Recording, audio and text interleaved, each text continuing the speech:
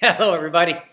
Not sure if this is working yet, but I believe it is. I think I'm getting the hang of this whole Twitch stuff in terms of the logistical things. This is going to be an exciting one right here. I'm just going to make sure before I start that you guys actually are getting to see what I'm doing here. It'd be pretty silly to just, guys, last time I did this, I was just yippity-yappity the whole time, and my mic wasn't on. So I want to make sure the mic is on. Let me know, people. Oh, you know what? Also going to send out a tweet. Got to send out a tweet. Okay, send out a tweet. Let people know. Come on, check it out. Check me out, Twitch. It's kind of fun. I'm enjoying this. I'm learning a lot from these guys. They're very, very good. Playing the GTO style of cash game online poker. Okay. Live now. www.twitch. Oh, hang on. Twitch.tv/PokerStars. /PokerStars top 20 all stars hands and winners revealed, because it's over. It ended yesterday. Okay, we're going to get to that leaderboard in just a second. You guys can hear everything okay? All good? Yeah? Awesome.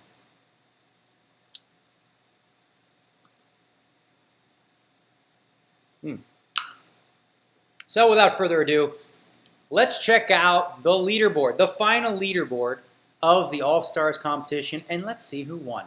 Boom. Here we go. You look, you see Hat Trick up there with a narrow victory over Acid with a 1. Just like $1,400 difference. OTB Red Baron, who was leading the way the first couple weeks, stuck at third. He didn't get enough volume in, looks like. He played a lot less hands in the first two. SD Maxon coming in 4th place, and Stambolov in 5th. Now let's talk about what they won. Okay, so in addition to the money that they won, Hat Trick is going to get an additional. Let me put that leaderboard back up again. Hey, Hat Trick is going to get himself an additional $20,000. Second place, Acid gets $13,500. In third, OTB Red Baron doubles up by getting an extra $10,000 in cash. And remember, this was a rake-free promotion, so it's all gravy. SD Max on $7,500, and bringing up the rear, Stambolov. And we also had, of course, a Masters competition, which was at the lower stakes. This was 10-20 no limit hold'em. The lower stakes guys also got prizes, and let's talk about who won that. Tops of that was Zaz91, followed by Flying Smile, Valentin J, Enena, Stan09319, Blaker RR, Korean Plapraska, you get the picture.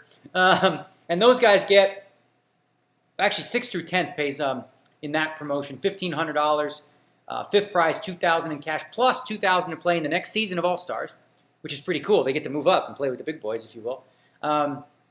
Yeah. And then 4th place, $2,500 in cash plus $2,000 for the All-Stars. 3rd place got $3,000 in 2K. 2nd place, $4,000 and 2K. And of course, the winner, Zaz, who ended up winning in the Masters promotion, $5,447. He gets an additional $5,000 in cash plus $2,000 to play in the All-Stars Season 2, which I think is going to be really cool, seeing the guys from the Masters step up to the big levels of the 10-20. So very, very cool stuff there. So without further ado, guys, let me make sure we got everything going. Back to Tonk. Okay, so let's go ahead and run the first hand and see what in the world's going on.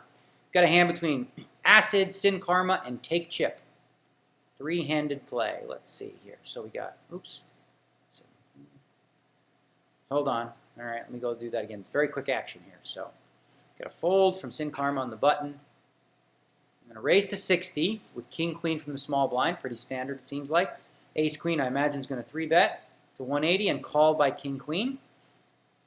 Flop absolutely nothing for either player. Take Chip has the Ace of Spades, so he's got the nut spade, but you know, you see Acid's got the King of Spades.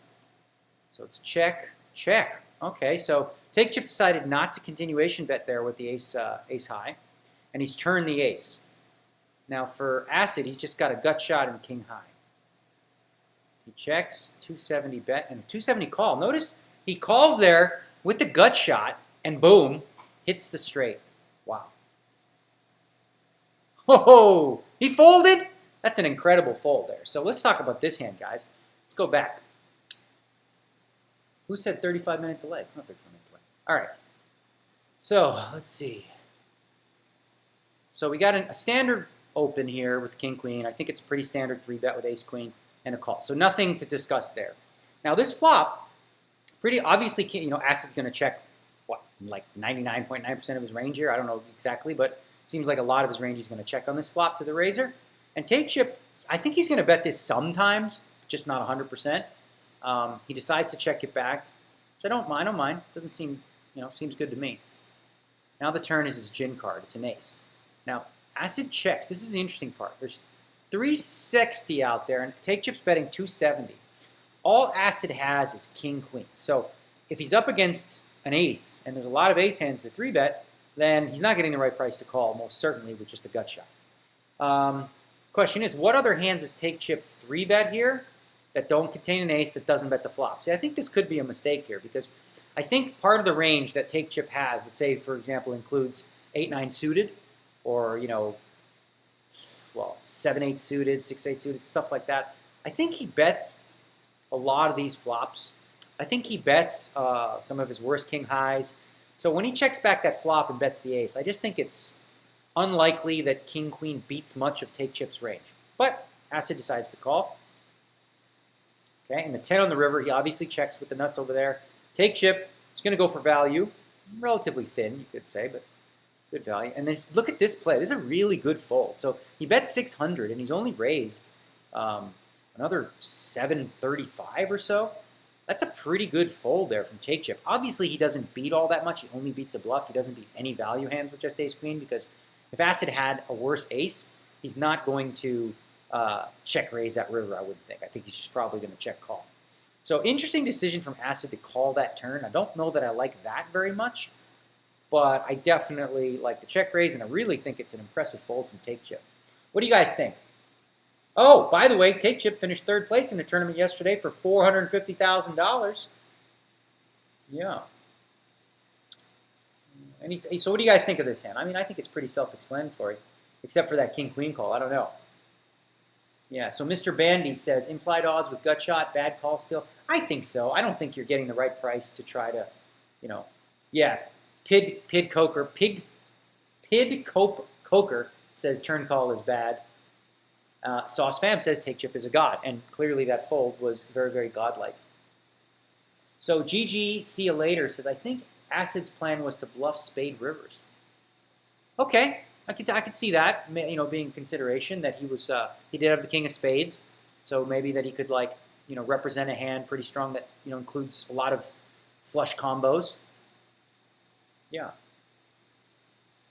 Yeah, Passive Twitch says got lucky on the river, in my opinion. I agree. I'm going to agree with got lucky. All right, guys, let's move on to the next hand.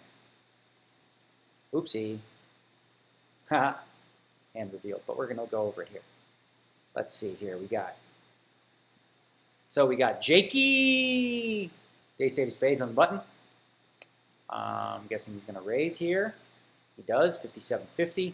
Sin Karma re-raises. Now, we've noticed, guys, in this whole promotion that you're seeing a lot of 3-bets that incorporate a ton of these suited connector type hands. Now, for most of my career playing tournament poker, these are the kind of hands I like to call with in the past because they flop really well and against players that are overplaying big hands.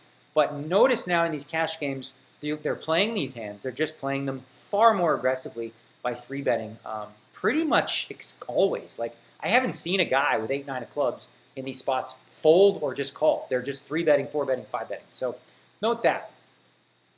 Obviously, those hand values are good to add to your bluffing range, I guess. So now a 200 bet into 490 with the gut shot from Sin Karma. Now, this is a little surprising based on what I've seen in the past in terms of bet sizing. The first couple weeks of this promotion, you would have seen something like maybe 150 here or a little less, but he's betting 200, which is about 40% of the pot, a little on the higher side. And it's one of those boards where you could justify a smaller bets because it's a pretty, well, I mean, there are some gut shots. Obviously, he has one. But so 200 bet. Now it's up to Jakey, who calls a 200. Now the turn is a 3. And now is Sin Karma going to continue here or give up?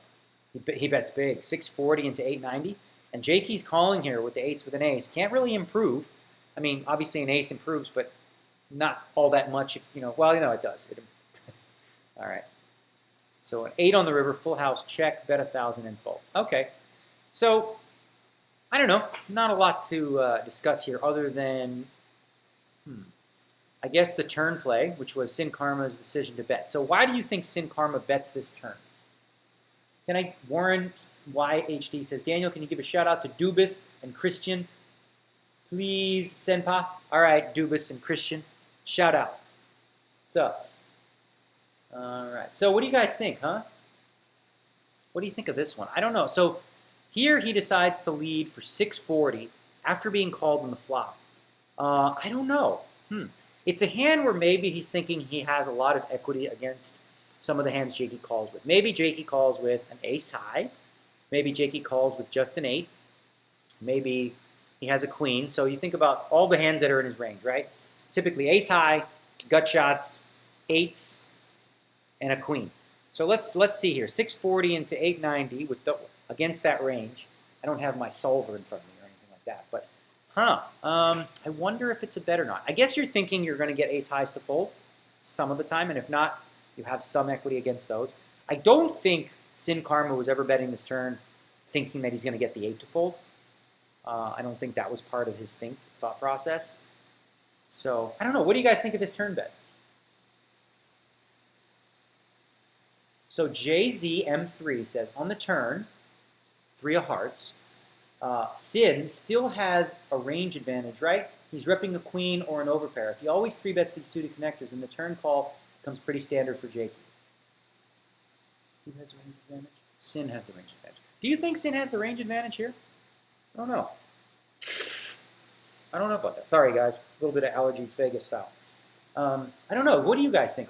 When he says, so JZM3 is talking about who has the range advantage, and what that means is, in these spots, you look at, okay, what kind of hands are somebody going to 3-bet with? What hands are somebody going to call with? And then what hands are going to bet and call on the flop? So on the turn, who is more likely to have hit this flop or have the best hand?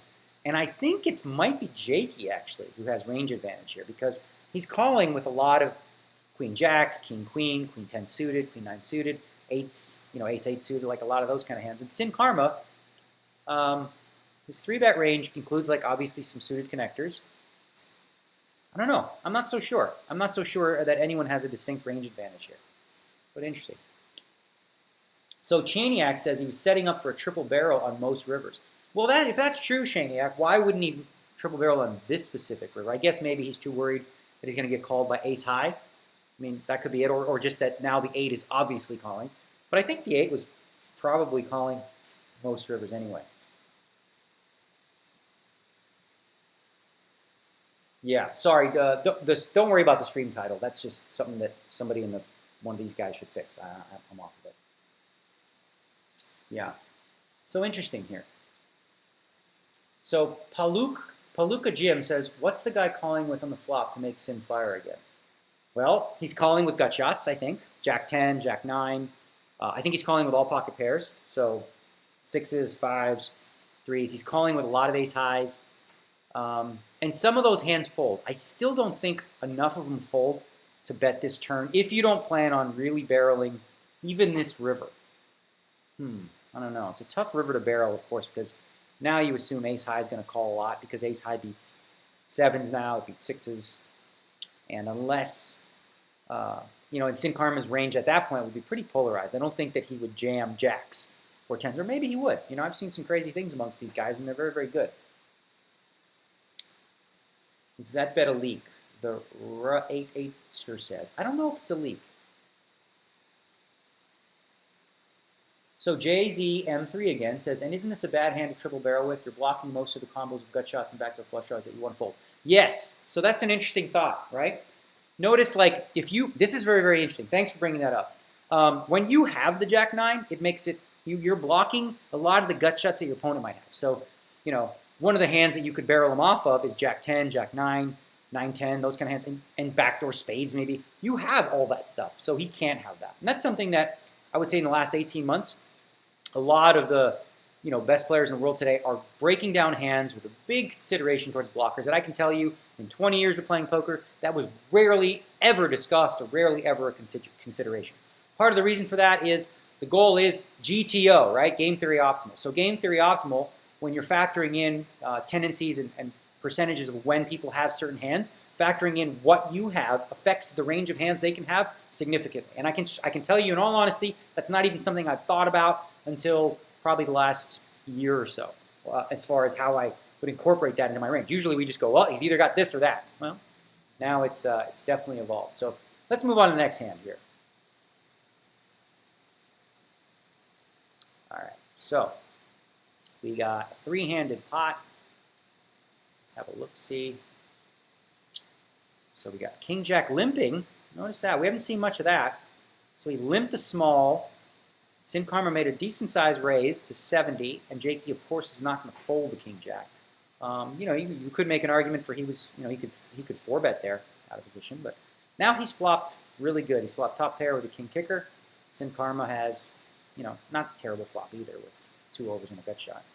Wow, interesting. So notice the $42 bet, very, very small. And Jakey just decides to call. Turn is the ace. Okay, so now Sin Karma has the hand, or has the best hand. Check, bet 168, much bigger bet. River 560 bet, 560 call. Oh, wow. So what do you guys think of this? Interesting spot here with the limp call, the raise. Okay, this is the first time in any of the top 20 hands that we've seen that anyone's ever done this, which is to limp on the small and call and raise. And I want to say that in tournaments, this is something you should be doing a lot. Most of the best players are going to limp. They're going to have a very wide limping range. And part of the reason for that is with antes, especially in the tournament, you need to have a limping range because you don't really want to raise from the small blind a lot when you have a big blind that's at least decent because they're going to call way too often. Now you're playing a bloated pot out of position, and you're going to be the one that needs to flop for a lot of the time in order to you know, continue with the hand. So you definitely want to be cautious in tournaments, you know, but I don't know. I haven't seen a lot of this in cash games. I know that I did it in cash games, but I was always under the impression that it was a leak. But if Jakey does it, maybe I should. So let's move on to the flop. Okay, so interesting bet size from Sin Karma. Again, a lot of these guys, what they'll do is they run software that solves these types of situations in terms of how often they should be betting different sizes on what boards and what types of hands. So I'm guessing here Sin Karma puts the ace queen in the in this. Oh my goodness, freaking allergies. More of these damn things. So this is a hand that he thinks makes sense to bet small with, and I wonder. Yeah, it seems good. Seems fine to bet here. Your opponent has nothing; they're just going to fold. You have plenty of equity. Your opponent's not going to be check raising all that often. Huh. Excuse me. Every time around this year, it's brutal. I got to get some Flonase or some crap like that. All right. So you got a bet, call. Turn is the ace. Check. Now the bet's 168. It's a pretty hefty bet. Sin Karma decides to go for protection, for value, for a lot of different things. But Jakey decides here that Sin Karma is going to barrel this turn a lot with hands like 7-8 suited, I think, or 6-7 suited. So his hand's too strong to fold. He's got second pair with the best kicker. He's also now picked up a gut shot to make the nuts straight. So he just calls. River's the queen, and I definitely like the lead. I think, well, I don't know. You could make a case here for checking the straight. If you thought Sin Karma, a decent part of his range were bluffs on the turn, like 7-8 and stuff, then he's certainly not going to call your bet here, but he may have bluffed it, so you may be blocking him from doing that. However, does Sin Karma have enough hands in his range that he would call your river bet with? And clearly that's the case because he does call with ace-queen. But I wonder. So I wonder if betting was better than checking. As it turns out, like we can't be results-oriented, right? As it turns out, it worked because Sin Karma might have value bet this on the river. He might have bet. Maybe he would have bet a little bit less than the pot. So probably Jakey maximized, but I don't necessarily know that it's the best play overall to bet this card. I don't think it's bad. I don't know that it's good. I don't know which is better. I wonder, like, what do you guys think of that? What do you guys think? Yeah. So what do you think about? Let's move on to the more messages. Well, let's move on to this river check or bet. What do you guys think of that? Let me tell you what to do. Says sure. Tissues for allergies. I swear, every time of this year, there's like a lot of pollen in the air, and I get them real bad. I don't do any cocaine. I've never done any cocaine, if you can believe it. I'm not a drug guy. Fact is, till I was 37 years old, I never did anything outside of alcohol. Then I was with this girl I was in love with, Amanda Leatherman. Remember her, the little girl from the Big Game? What a cutie. And we were out, and I was like with my buddies that I promised I'd never do my whole life unless it was with them from high school, because they used to smoke pot all the time. I never did. So they made these brownies, right? So I ate a brownie. I'm like, there's nothing. I ate a few of them. I didn't feel nothing. I was like, whatever. I ate a brownie. Cool. And then like an hour later, I was seeing my friends playing a video game, and Stapes actually, Joe Stapleton, playing a video game, and he missed the ball he was trying to catch, and I started laughing uncontrollably. And then my friends were going, ha ha ha, laughing at me, so I laughed even more. Then I laughed so hard my rib cage was coming apart, and then I fell asleep. Yeah, so not for me. But anyway, that's my hash brownie experience. Now let's get back to the hand. So Fire Medic 815 says, checking is probably fine on a 4 to a straight board. I think checking is the best line. Yeah, I agree. I actually think checking might have been a little bit better overall. So, and then Greg SCO says, river call off of the pot bet with 2 pairs. Moving on. Yeah.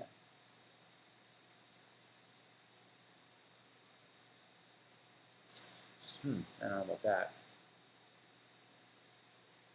So Gustav says, hi from Romania. Have you met a guy named Mihai Hodos in the recent PokerStars tournament? Mihai, probably. I met a lot of people. Okay. So, anyway, I don't know. This is an interesting one. I lean towards checking being slightly better, but marginally so. And like I said, I don't know. These guys have history against each other, so they're going to play based on that. On to the next one. We got 10-jack on the button from Jakey. Hang on. So what? Let's see this again. 10-jack. Raise to 57. Call. Okay, so just a call from Sin Karma. Notice the 3-betting ranges are different, right? A hand like Ace-10, you think, okay, well, that's a 3-bet, and it is some of the time. But, Jack-9 suited, they're 3-betting 100% of the time, and Ace-10, they're, incorporating some flats. I kind of like that. So now he's going to check. I don't know. I think he's going to check call this one here. Flop. Check. Bet. Ooh, check raise. Okay, so interesting play here. Jakey decides to bet small. He bets very small. He bets 25% of pot with middle pair. I think it's fine to bet here. The middle pair. I think you're going to bet this amount with a lot of hands, so you might as well incorporate some mid-pair hands. Sin Karma is certainly calling here with the ace of hearts and, ace high being the best hand a lot of the time. A gut shot. The 10 could make a bunch of funky straights too. So I like this. I kind of like this play. It's a decent size raise. Jakey's certainly going to call, I would imagine. He does. Now the turn is a queen. What a card here. So Sin Karma check raises with the gutter ball. Now makes gin. For Jakey, this kind of sort of help, you would think helps him a little because it gives him an open-end straight draw. Little does he know, he's drawing a half. 121 bet. A raise. Whoa, whoa, whoa, whoa. Okay. Let's just roll through the hand and see what happens. But I don't know about this one.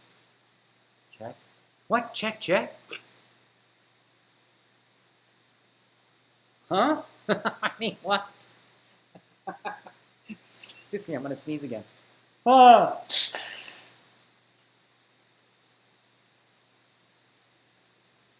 Check. This is crazy, this hand. So we have the check raise on the flop.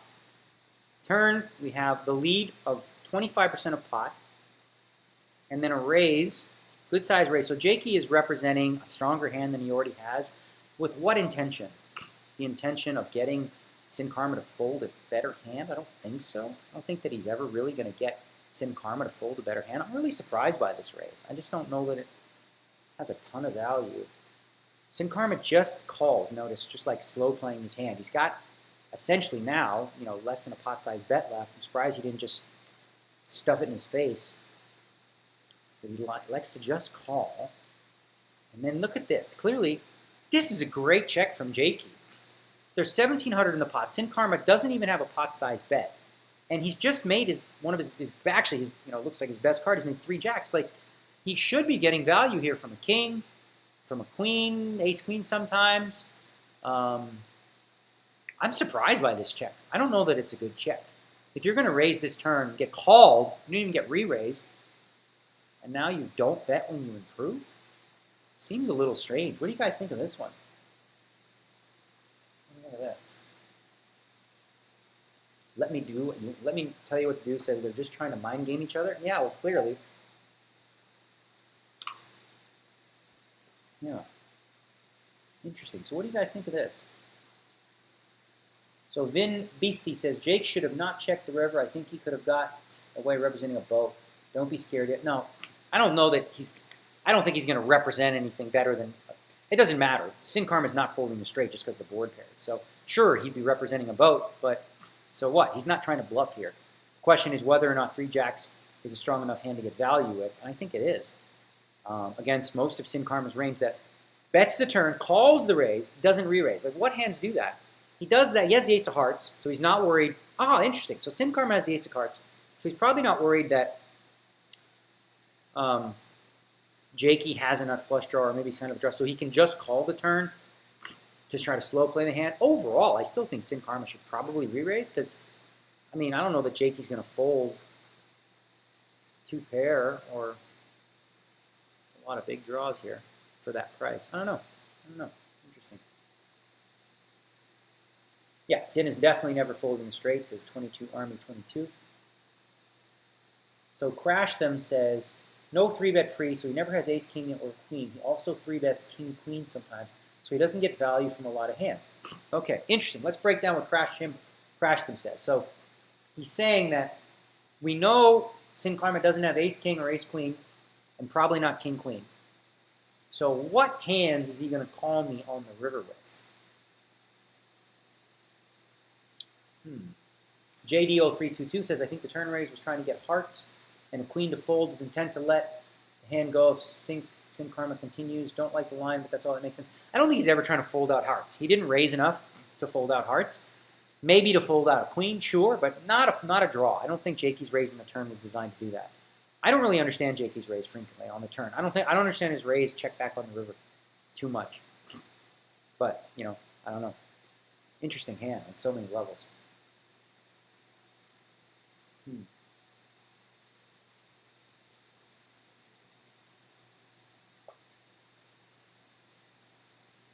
So the Project Destiny says, I still believe that Sin thought that Jay could have king, queen, or queen, jack, since Sin had no blockers for that. It could happen that he has the house. Yeah, but I don't think he's folding. Yeah, sure. I mean, Sin Karma doesn't love the river card because it completes a lot of full houses, but he's never going to fold it. Ah! Need some good drugs. Yeah.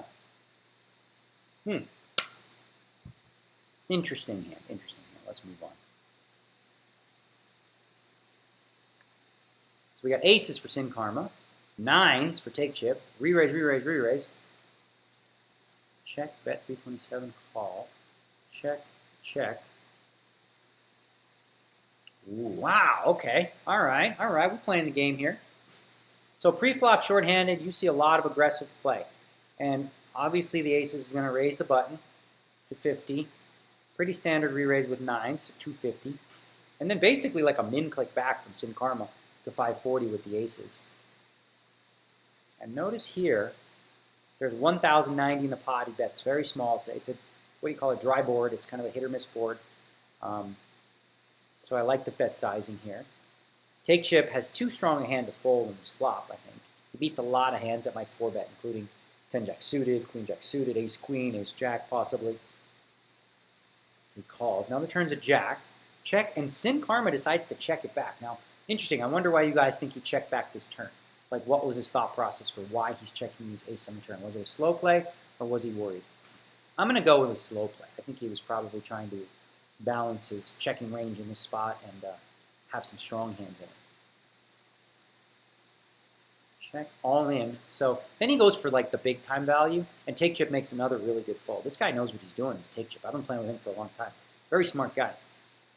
Really good fold. So he caught on to the fact that Sin Karma probably doesn't bluff with that line to 4-bet, bet flop, check back turn, and bomb river. Probably doesn't have a lot of just pure bluffs in his range. I think maybe he's thinking Sin Karma bets ace-queen or ace-10 on the turn. Maybe. Or some of his draws. think that might have been Take Chip's thinking. I don't know. Take Chip's very, very good. Oh, we're still in that Jake hand. So Sammy Bizzle says, no point in checking back that turn. Youthred, B. Burring. Yes, I'm reading the chat. So Vin Beastie says, isn't it dangerous to let your opponent catch up by just checking? Not that dangerous, right? If your aces are ahead on the turn, there's not a ton of cards. There's no flush draw out there. There's some straight draws or whatnot, but it's not extremely dangerous. Like, if you're going to... The reason that you check back the aces sometimes is because if you only check back when you have nothing, then you become very easy to read, and now you become exploitable because your opponent can bomb the river against you and bluff you off a lot of hands. So Luber says, could you have got more value with a bet on the turn? I think possibly. I think Take Chip might call one more on the turn. I don't know. Not so sure. So JZM3 says, yeah, when Sin Karma checks back, he's repping a hand like Ace-Queen, yeah? Check back on the turn is interesting. Yeah, I agree. I think you're right. I think he's kind of repping an ace-high hand, or maybe he's repping a hand like that has a jack in it. Like, he could have hit ace-jack and just decided there's no point in betting on this turn. I'll just go ahead and check it.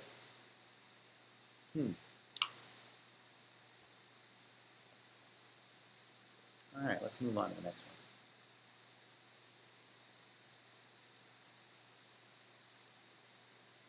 Ace-3 suited raises, 9-10 suited 3 bets. Call. Wow. All right, let's take a look at this one again. Wow. Okay.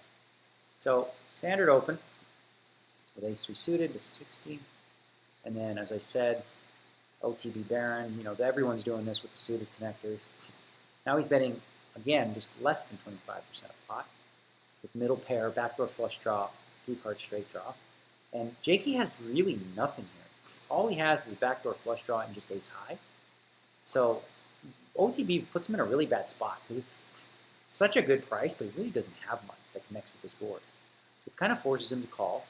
Now he hits the ace. Big bet from OTB. Interesting bet here, right? He's got, well, I guess he's betting because he's got the flush draw. So he's betting here with the intention of calling off because he has to. He's betting 560. He's only got 12 left. He's not folding to a raise. Maybe he's trying to move Jakey off of a queen. Maybe he's moving him off pocket jacks. Maybe hand like, well, maybe those couple hands. So Jakey obviously calls now that he's hit his ace. River queen, and now OTB gives up. So check, check. So interesting, Jakey doesn't decide there's much value here in betting this ace on the river. What do you guys think about that check?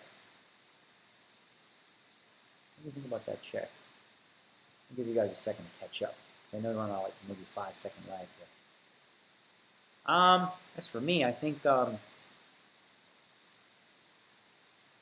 you value bet the ace? I think, what are you worried about getting beat by? Like, does OTB ever check a queen here? I don't think so, not that often. Does OTB check a better ace? I don't think so, not very often. I don't think he checks a lot of hands that you lose to. Question is, does he call with many hands that you beat? So JB0322 goes back to with the ace-3 on the flop. He likes a raise on the flop from Jakey. If you're floating all broadways and real aces plus straight draws, you're floating way too many hands. Interesting. So he likes the idea of raising this flop. I don't think that's terrible because you can represent a lot of cards that connect with a board that has a queen 9 on it.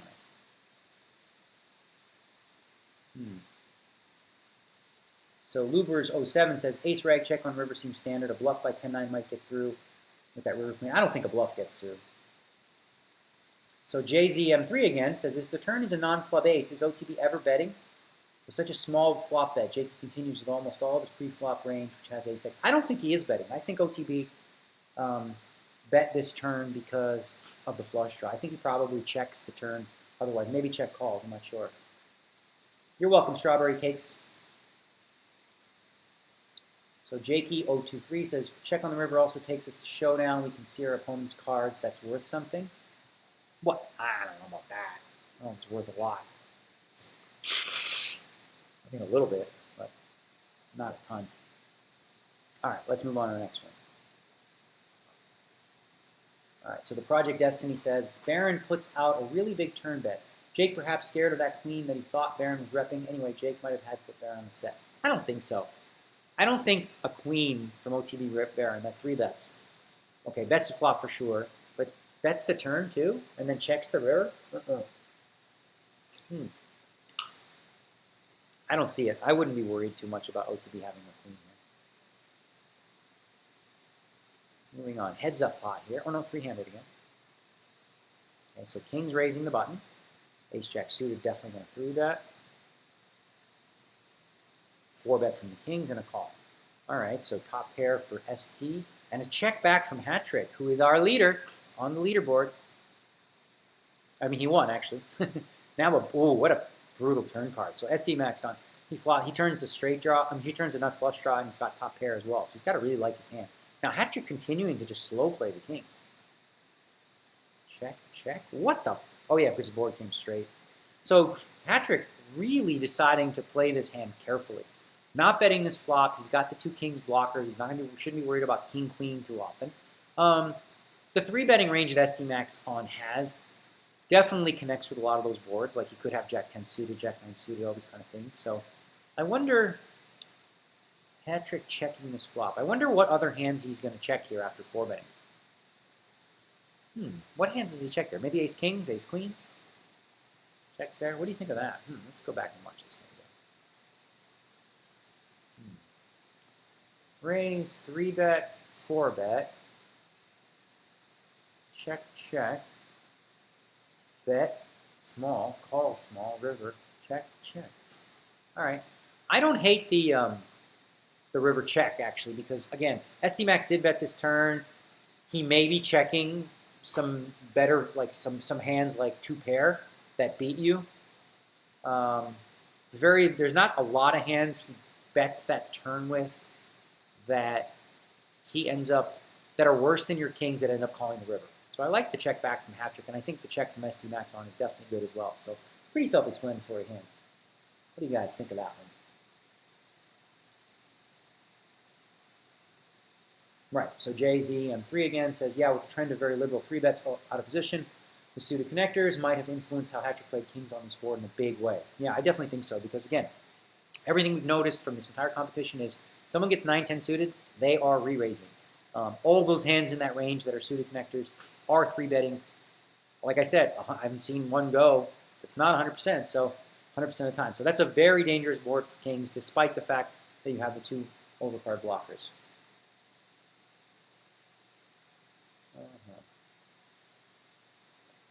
So let's move on to the next one.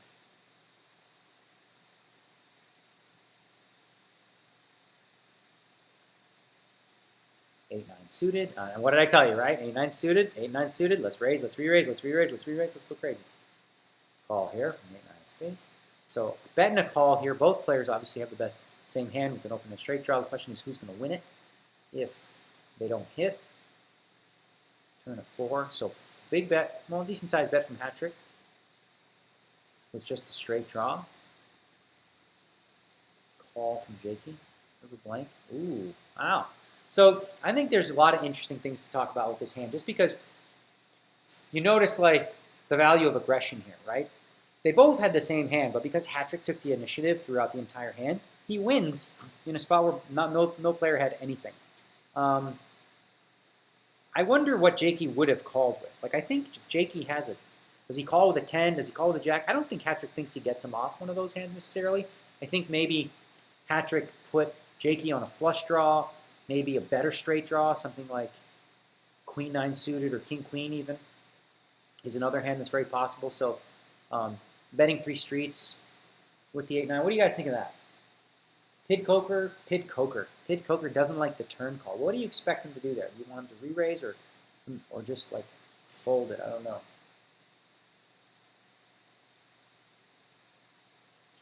No. Strawberry Cake says, I think Jake needs to raise all in on turn or fold. Well, let's look back at the price he was getting. So 539 to win 1370. So he's not quite getting the right price, right? He's not really getting the right price on a call unless he has some, believes he's going to incorporate some implied odds, which I imagine there are some. It makes it much closer. But he could also be considering, now this is one thing we didn't think about, he could be considering bluffing a diamond river. He could have been doing that. So maybe he was calling this turn with the intention of like a king of diamonds rolling off, queen or something like that, and just, or not a queen because he makes it straight, but a king or an ace and just bluffing on that river. Because it looks like he doesn't have the hand he has because he's not getting the right price to call with just the hand that he has. So you would think when he calls a turn, he's either paired up with a jack or a 10, or he is on a draw that is getting the right price, which includes diamonds and a gut shot and different things like that. How about raising the flop? I did that right into the mic. Good job, Damon. I don't know. Do you think you get enough hands to fold on the turn when you raise with this hand? I don't know. I think it's a little too weak to raise. I don't know that Hatrick has much of a bet folding range when he bets 539 and you only have 1,000 left. Like, what hands is he betting the turn there with? And then you raise another 1,000 and he's going to fold. I don't think very many.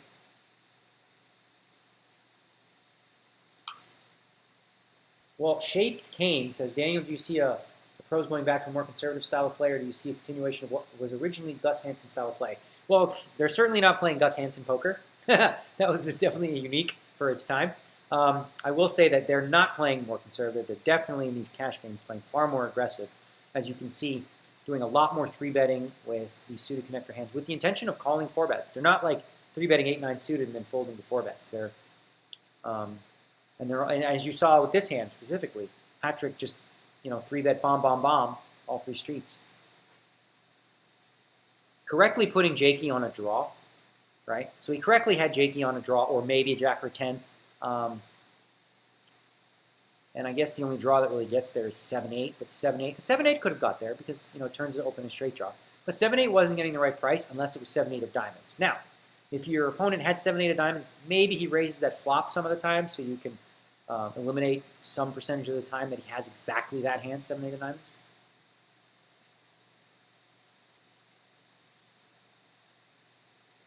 All right, let's move on to the next one.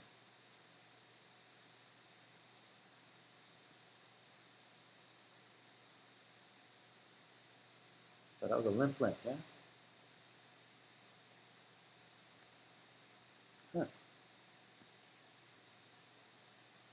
Wow, so slow played. Jakey doesn't lose weight any more than he needs to here. So Jakey, we've seen, does some limping from the small blind. He's the only player we've seen do that. He limps, Karma checks back, they both flop trips. So Jakey decides to bet half pot here and is raised by Sin Karma. So Sin Karma's range here of raising hands is what? He raises with 5 a lot. He has a 10 sometimes. How about some air? Maybe some. Does he have any good ace highs? Probably not, because he raises pre-flop with those hands. Excuse me, let me get my power cord while I think about this.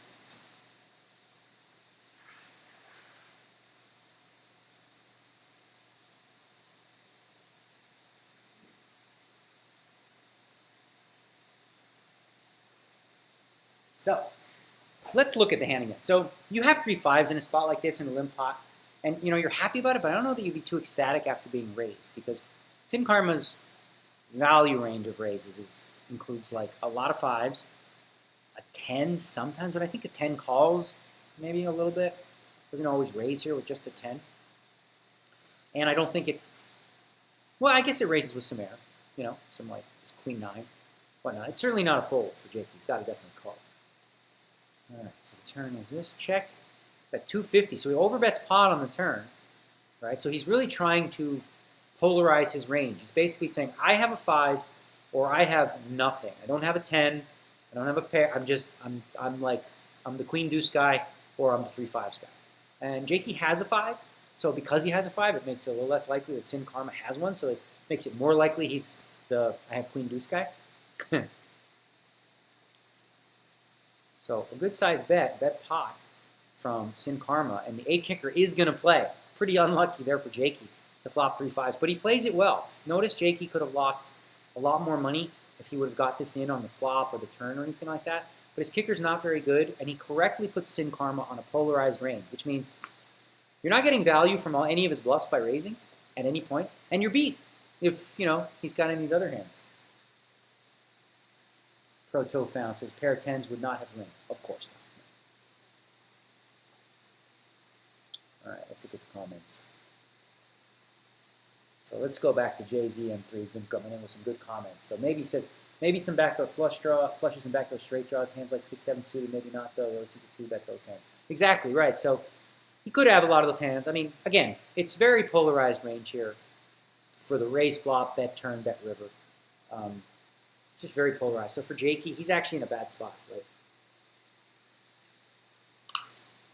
The hand's too strong to fold, but I really like the way he played it in terms of not losing more than he needed to.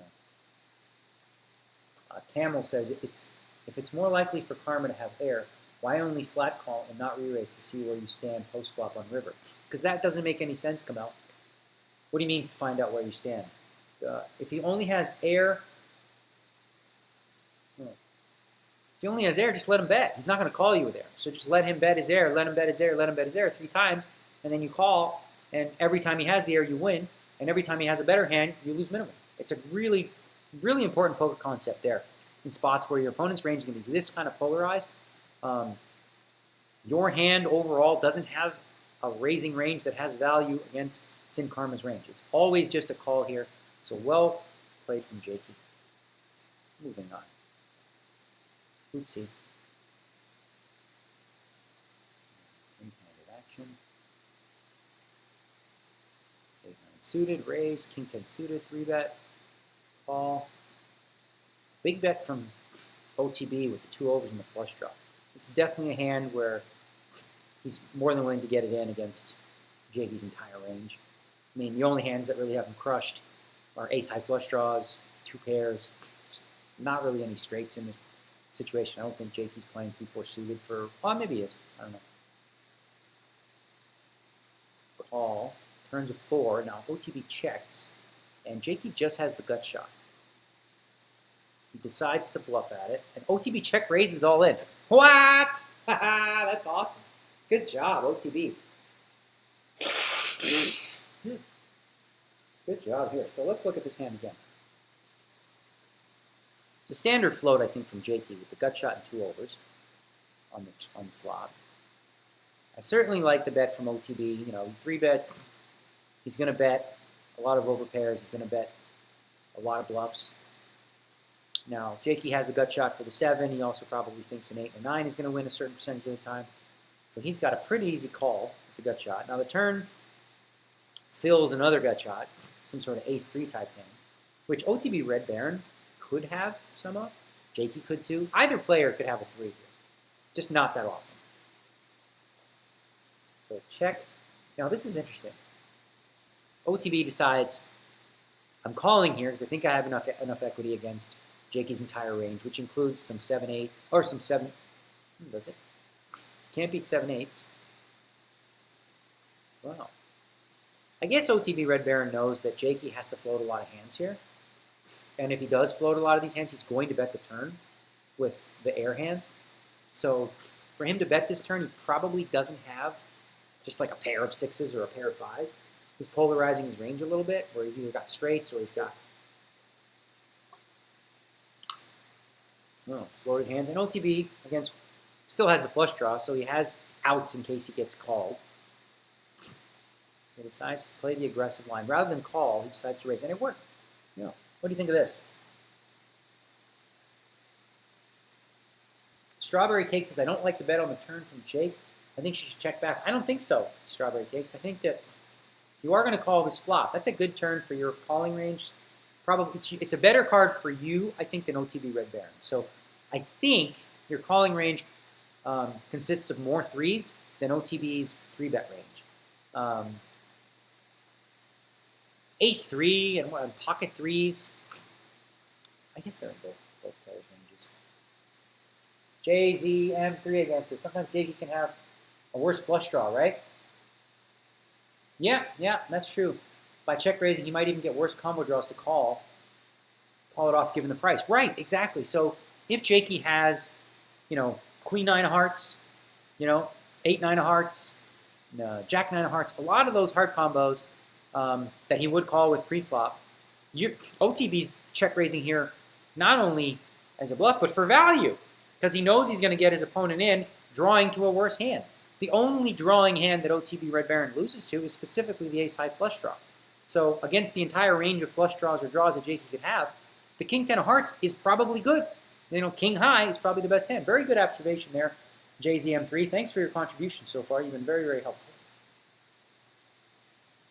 So the Project Destiny says it's a great play from OTB, but isn't it risky to do? Jake can have a lot of different straights. Is it worth it to do that, either as a bluff or a flush draw? Oh well, just for the reasons I said, I think that he's raising here because he thinks he's got the best hand against a lot of his opponent's calling range, which is crazy, right? Just with a king high, you think, well, I got the best hand, so let's get value.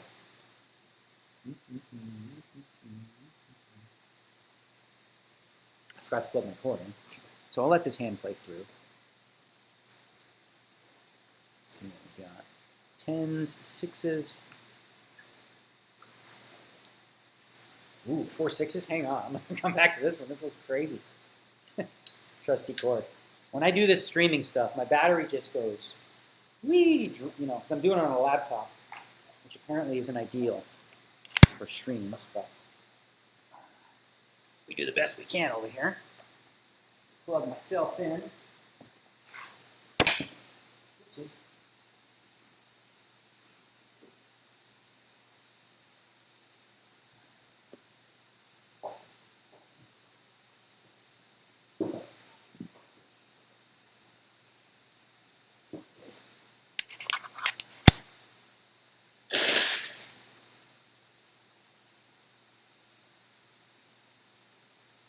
So let's look at this hand again, because I didn't really see what happened other than quads. All right. So raise from the button with 6s, a 3-bet from OTB, call, which is standard. Bet 130, yeah, just call here. Bet 190, call. Huh, all right. So let's look at the flop again. We got a 130 bet, 130 call. Okay, seems pretty standard based on the way that, the range of hands that he's betting this amount with. He's doing it with a lot of bluffs and some marginal hands like this too. I think OTB definitely believes that he's obviously way ahead of Jakey's range. Jakey's calling range, has some 6s and a jack in it, but overall you're not too worried, especially when you bet this small. Him calling shouldn't scare you too much. He's going to call a lot of worse hands than 10s here.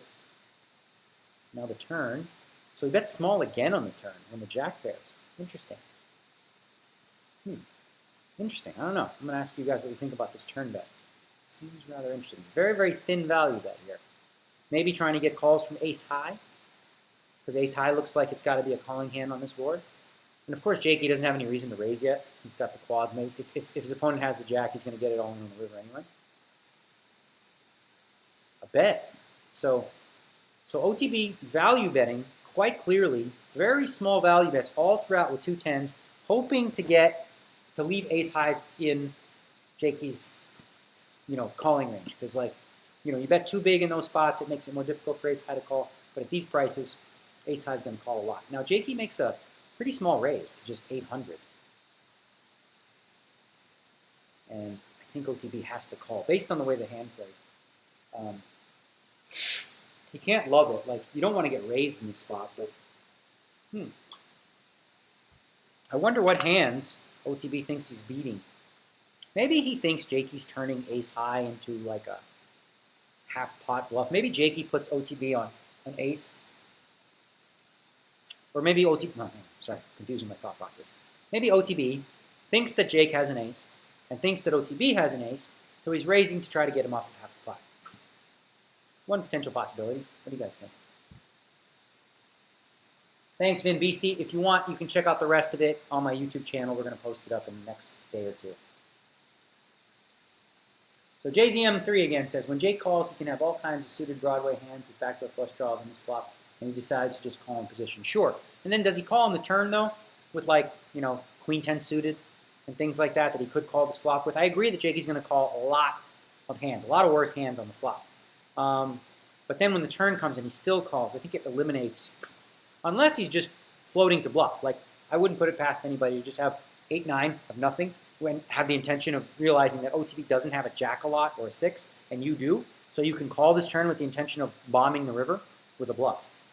That could be part of the thought process here from OTB, that Jakey was setting up a bluff with a float, a double float, check a double float, bluff the river.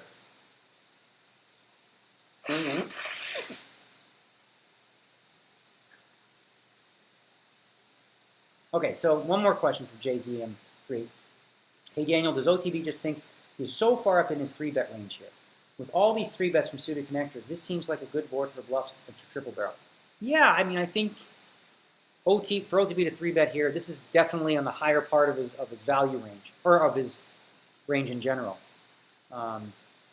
So when you are in that place, often a lot of what players will do is they'll call based on where they are in their range. You know, so they'll bluff catch depending on. So let's say you're supposed to bluff catch 20% of the time in a certain spot. Let's say that's a thing.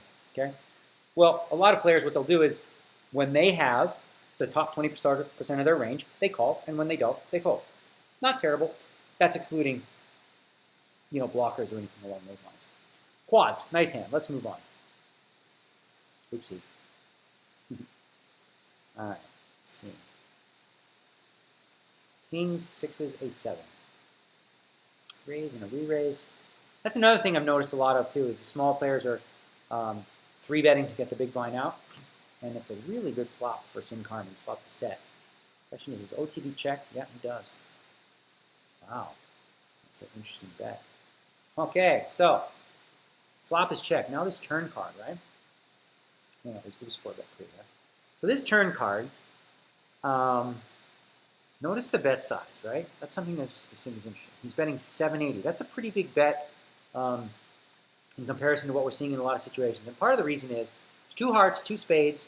There's a lot of hands Sin Karma can represent here that represent draws, right? So if he puts OTB on an ace, he wants value. If he puts him on a hand like he does, like 2 kings, he wants to polarize his range here with very, very strong and very, very weak hands. And to do one of the best ways to do that is to bet bigger. Because obviously if he's betting, you know, 25% of the pot, it's not that polarized. This is much more like putting OTB in a position of like essentially having to guess a little bit as to which it is. Is it a draw or is it a made hand? All right, so an all-in shove on the river. All right, so OTB decides to fold the kings. Now, why do you think he's worried about an ace here much?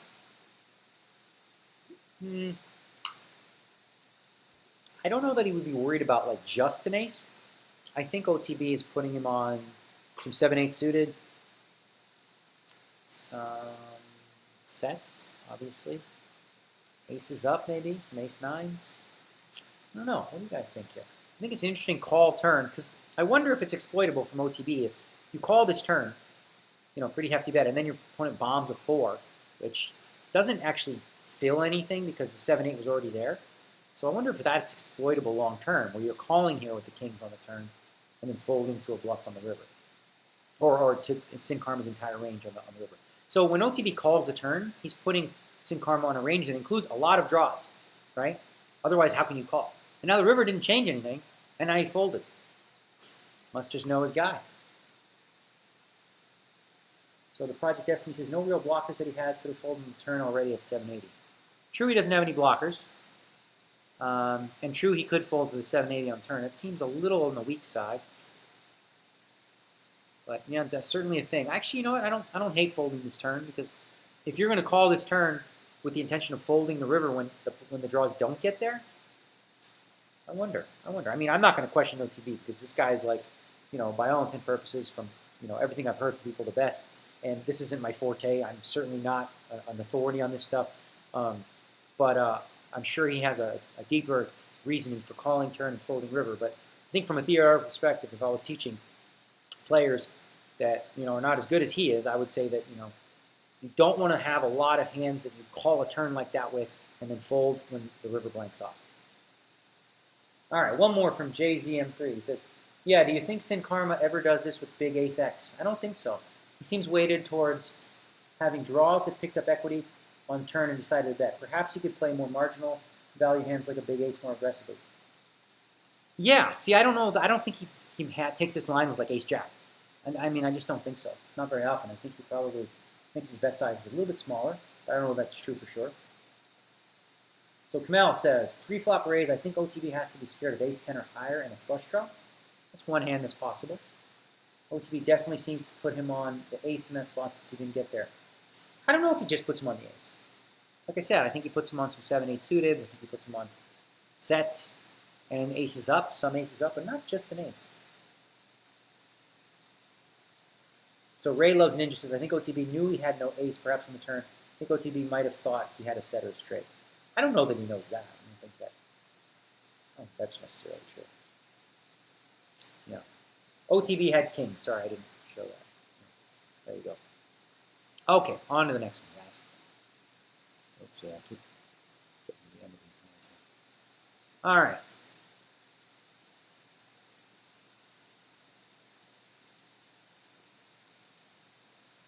A lot of crazy action. All right, oh, this hand's nuts. What? Oh, boy. All right, let's watch this one again. So, we have a raise from King Queen. Oh, no, limp. A limp from King Queen. A raise from Acid to 80. A pretty sizable raise with ace 10 suited. And then a re-raise from Sin Karma. That's a good hand to have in your limp raising range if you have a limping range. And then Acid, of course, calls in position with ace 10 suited. Ace 8-5. He's betting 168. Third of pot, essentially. And Acid just calls. Now the turn is another ace. A bet of 480. So Sin Karma really trying to tell the story that he has a big ace. I don't see any reason for Acid to raise. He doesn't. There's a 5. And all in. Huh. So all in for the 1,000. I don't know. I don't think it was necessary to shove this river. The river again. So there's 1,800 in there. He's got 1,000. I mean, it's not wrong to bet at all, but like you're only getting called by an ace, I think, in this spot. Or you're only getting called by hands that certainly beat you. So I don't know if there's much difference between betting 600 here or 1,000. Now, you want to be balanced so that your bluffs are going to be the same size as your value bets. Otherwise, that's a tell and a giveaway. But I wonder if Sin Karma could have bet a little less here and saved like 400 and just bet like 600 on the river rather than the 1,000 and then fold to the raise. Or maybe he thinks he can't fold to the raise. I don't know. He's got to be able to think he's going to fold to the raise. I think the hand was really well played by Acid. Sin Karma, I don't know. I think when Sin Karma gets called on that turn, he's got to give up a little bit on that river or certainly not have to commit to the whole thing.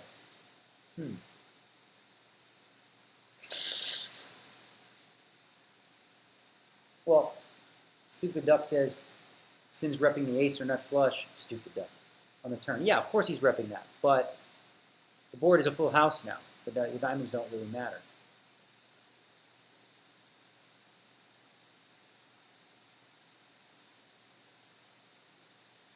Yeah. Oh, that's an interesting situation. So the blocker, JZM3 again says, I don't know about using this exact hand in the spot. You really want your opponent to have the king of diamonds when the flush and full houses get there.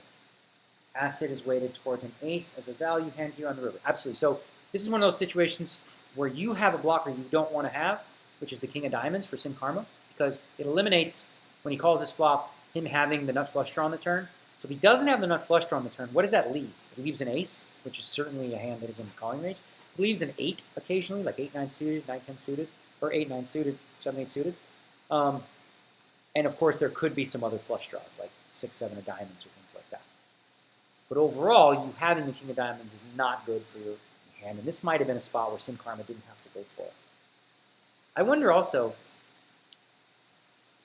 Sin Karma's king high, beats all missed draws. The only hand that bluffs, the only hand that Sin Karma's bluffing against here is an 8.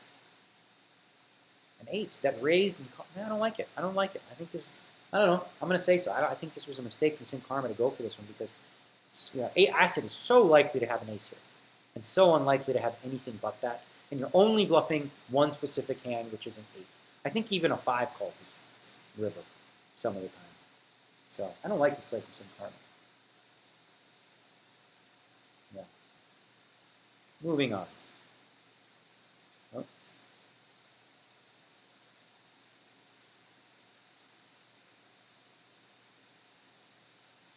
Raise, re-raise. What? What the heck happened here? Raise, re-raise, re-raise. All right. Let's see who wins it. Jakey. What is this one? Let's see, 2,000. So 60, 240. I'm surprised though at this, but I don't really understand it. Like, I've never seen this one before. Like, the standard, re-raise in these spots with big hands has been to like 560 or something like that. And now he's just bombing it. He does have a hand. He's got ace queen. And he's going to get all those suited connector type hands to 3-bet to fold. But do you really want them to totally fold when they're going to call and you have the best hand in position? I don't know. When you make this play, you're only getting called by hands that you don't get called by many hands that you beat. You get called by ace king and pocket pairs.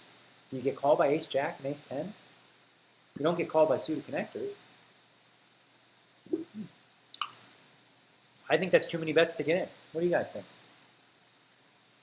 What do you guys think of this one?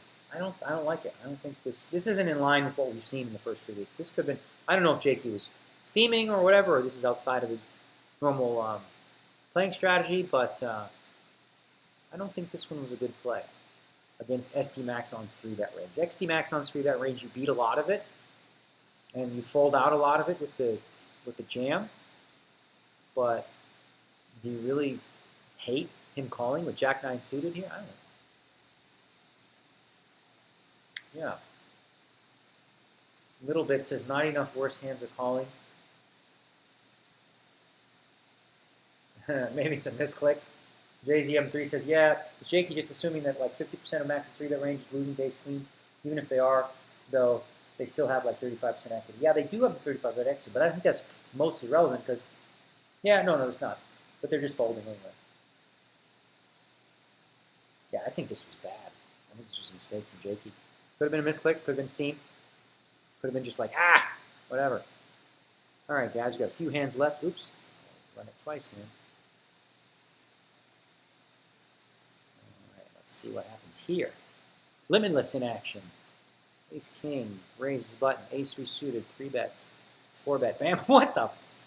Hat trick getting kooky. Oh my goodness, look at this. Huh. Well, no wonder hat trick's the freaking leaderboard leader. Look at this hand, guys. Wow. Sin Karma runs bad in this one. They run it twice. Ace king raised to 50, 220 re-raise, 480s re-raise now, right? So Sin Karma, his 4-bet range has some suited connectors, 8-9 suited, different things. It has some strong hands like ace king as well. So hat trick decides here that ace 3 suited is good enough to shove for his last 1500, and he does shove. And now the flop comes. They run it twice. Boom. He makes the flush, the nut flush on the first one. You're like, oh, well. And after Sin Karma flopped the king. Now the turn, boom, he makes a straight. So luck does exist in poker, and this is a situation where some luck did. But let's look at the decision by our leaderboard leader, hat trick, or our winner with the ace 3 suited. So he's 3-betting. He's gonna. I guess he's figuring that Sin Karma may not be that deep to just call with the ace 3 suited. So he's electing to 4-bet, shove out all of the suited connector type bluff hands that Sin Karma's 4-betting with, and feels like he has enough equity against Sin Karma's calling range, which would consist of pairs, better aces. So you're going to be like a 2-to-1 underdog against the calling range, and then you're going to pick it up every time Sin Karma's got one of them suited connector type hands. Pure luck, says Uthred of Bebagberg. Yeah, certainly luck. That was a pretty sick hand. That was just unreal. Yeah, certainly takes some guts there. Shut it with ace 3 suited. I don't know if it's a great play overall, but it can't be terrible. Can't be terrible. That is, if Sin Karma has a 4-betting range that's wider than pairs, ace king, ace queen, ace jack suited, Only if Sin Karma's re-raising with smaller suited connectors does this make any sense. So overall, I don't know. I don't know if it's true. Hat-trick probably has some stats on Sin Karma that we don't. So he felt like ace 3 suited was doing fine against Sin Karma's 4-bet range. I don't know. Most players, that wouldn't be true. Period. Period. Let's see here. I want to play with these guys now. This is fun. See how we do. Okay, top set, small bet, full house. Ooh, check raise. Wow. Oh, this is sick cooler. Never mind. Wow, boom. Sin Karma running bad. My goodness. Okay, so let's take a look at this hand again. Slow-mo. Tens raising. Oh, let's see, notice this, right? Remember how I mentioned before that the 3-bet ranges are changed so much? Like 8-9 suited is 3-betting like 100%, and Queen Jack off is folding all the time. Look at that.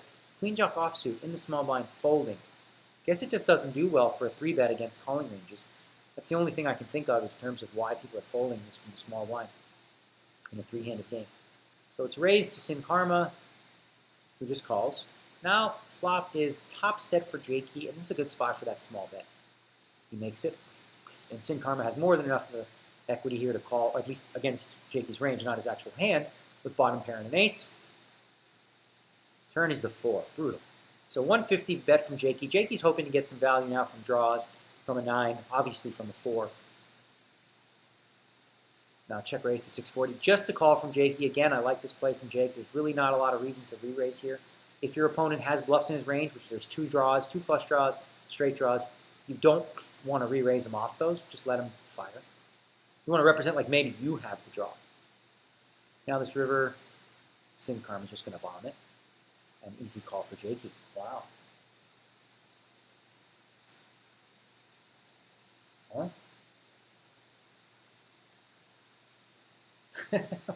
Winchester 185 says, if Sin Karma believes in karma, he had better get out and volunteer.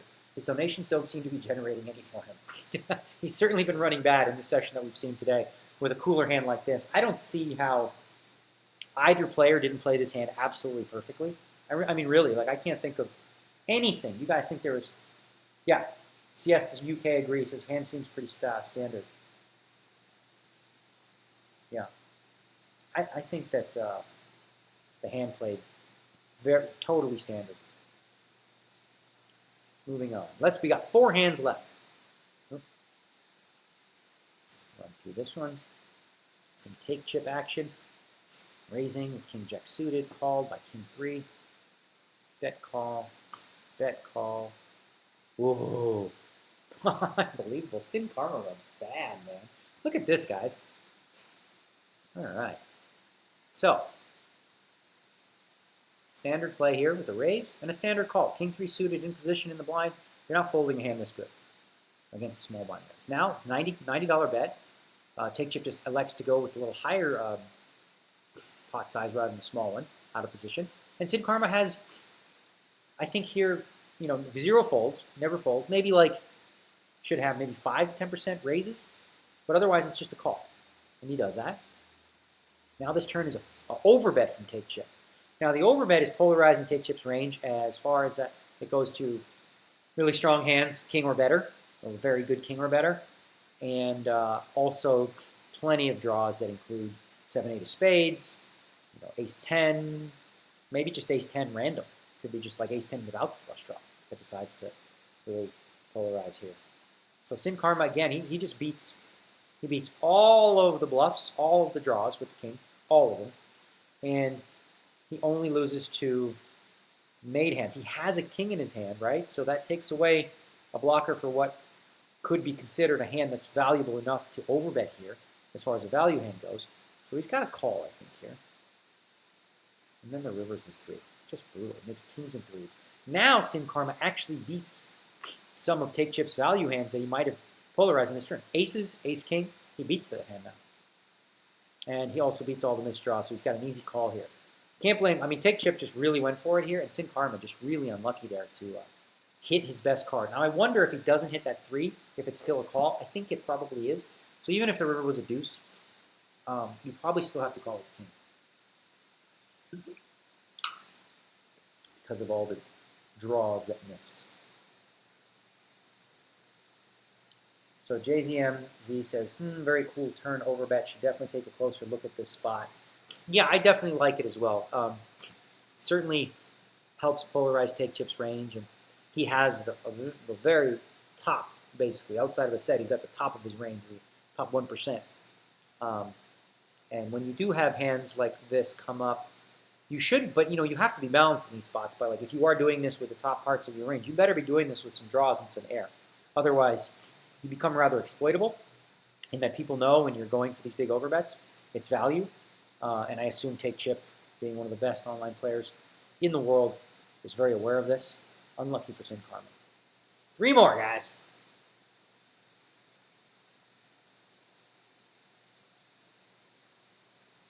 Raise and a call. Check, bet, call. Check, bet, call. Wow, bravo. What? Oh, no, he had the jack. Never mind. Yeah. Okay, so let's take a look at this hand. So jack 8, raising from the small. This is one of those hands you could potentially add to your limping range. I don't know that it also has to be a raise, but it's fine. It's not bad. Excuse me one more time. Oh, man, I hate allergies. Do I ever hate allergies? Okay. So now Take Chip has, he could 3-bet a hand like this. It's probably a little on the weak side to 3-bet. It's certainly more than good enough to call with. Now on this flop, Acid decides to check. I guess that flop hits a lot of Take Chip's calling range, the Jack-9 combo there. So he's going to check a lot of his total nothings. He has to check some of his top pairs as well. 36 bet and 36 call. So a small bet from Take Chip with the gut shot and the overcard and the backdoor flush draw. Turns a 7, check. Now, Take Chip decides to bet that card because it looks like a card that really helps him in that 10-8 got there, 9s and 7s, maybe even jacks and 7s, or just 7s. So he bets 220, which is, again, now he's overbetting pot with the draw. So notice the hand before we just talked about, he overbet with a really strong hand, the top of his range. Now he's doing it with absolutely the bottom of, well, pretty close to the bottom of his range here, which is the Queen 8. He gets called. Now the river's a 6. Checked again. And he's betting pretty big again. So he's polarizing his range pretty good here. Wonder what he's trying to move. He's trying to move ace high for sure. What ace highs call the turn? I don't know if there's a lot of ace highs. Ace 10, ace 8 maybe, some backdoor flush draws. Not a ton of ace highs are calling turn folding river. So is he going to fold a jack ever? I don't think so. I don't think Take Chip is betting this river to, with the intention of getting him to fold the jack. Maybe a 9. I don't know. They're kind of the same hand in this spot when he bets big, when he overbets turn and then goes pretty hefty on the river. So overall, I don't know. I don't know if this was a, I mean, listen, I guess like I said, I'm not going to second guess Take Chip, but I wonder if he would think this might be overall for his range a bad spot to bet when he gets called in the turn. I certainly like the turn bet, but then when you're called on such a scary board, like, what do you beat exactly? Plus, you have a queen, which is a blocker to Queen 10. You have an 8, which is a, well, yeah, I don't know. What do you guys think? Let's go to the peep. Go to the peeps.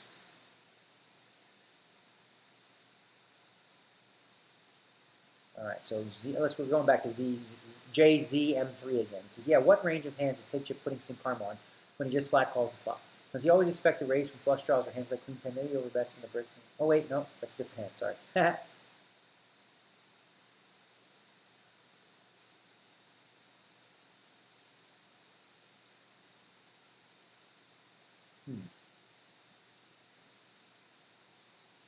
So Camel says, I think the smart spot was to check on the flop, take Chip down, just doesn't put him on the jack. I think he puts him on a small pair and tries to push him up. Yeah, I hear what you're saying. It's a good check. And like I said, for the reasons that I stated, like you're going to have to check a lot of hands in that spot, so you want to have some checks that incorporate top pair as well. But once he gets called in the turn, I certainly think that when he calls a turn, he puts him. A Jack 10 is Jack 10, Jack 8 is very possible in his range. So the Project Destiny says, IMO, he should shove the river. Doesn't really get Acid to fold with a 5-19 bet. That's more like a value bet and doesn't have a hand. Now there's some interesting. That's an interesting line. If he did overbet the turn, so he could continue the story by making a big overbet on the river. He bet almost pot, which is still pretty hefty. but he could have potentially gone for it big if you put him on a jack or something. I still think he probably gets called. Anyway, a couple more, guys. And don't forget, if you missed some of the first part of this, we're going to have it up on my YouTube channel. That's youtube.com/dnegranu. We'll have that up there. I'll post it on my Twitter, which is Real Kid Poker and whatnot. All right. King 4 suited, raise. Ooh, what? Is that the first time we've ever seen that happen? Okay, first time ever. This is the first time we've ever seen this. A suited connector not 3-betting. Oh, he folded the 7-8 suited. That's literally the first. The whole month of the All-Stars promotion that we've been doing, I've not seen that up until there. So it is possible. So it's only 99.9% of the suited connectors get 3-bet from the small blind.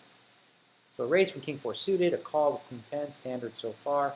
Check and a bet here, a smallish bet with King high, backdoor flush draw, a couple backdoor goofy straight draws. Easy call for Acid on the flop. Queen on the turn, that helps take chip, gives him the flush draw and gut shot, but it also gives Acid 2 pair, queens up. Now he's going to bet pot with the big draw. And just called, notice, from Acid, or check, or overbet and a call. Wow. So take chip using the overbet a decent amount. This is a good spot to do it on the turn. He's trying to, I think on the turn he's trying to push out like some sort of 10-8, 10-9 type hand. Acid deciding not to check raise the turn. I kind of like that too. Take chip, again, bet big, he overbets, so that polarizes his range, which means either your Queen 10 is in front of his draws or it's behind a hand like Ace 10 or Ace Queen, which is also possible. So yeah, and then of course, take chip, overbets the river as well. That's a good spot. I mean, Acid has to be a little bit worried about clubs or hearts, but he's going to be guessing against either. And yeah, seems pretty standard play hand. Yeah. Well, Luber says take chip got full value, great play. He also got very, very lucky. Having said that, I think the hand was pretty standard as it turned out. I think Acid did right to just check call flop, check call turn, and then check call river. All right, guys, we're going to the last hand, and then we're going to show you the leaderboard one more time. Just because, you know what, we're going to show you the leaderboard right now because our guy. Okay, so we didn't see a lot of hat tricks play, but this was the final results for the All-Stars. Hat trick getting himself an extra 20,000 to go with the 25,000 winnings. Remember, this was rake-free, so this is all gravy. I want to thank all the players who participated in this thing for giving us a lot of really interesting hands to look at. It's been really fantastic. I've been learning a lot, so I'm thankful for that. I hope you guys have been enjoying these as well. Let's take a look at the next one. The last one, as we say. 10's raising, King 10 suited. Wow, hold on. Look at this, guys. Look at this. So this is interesting. 10's raising button.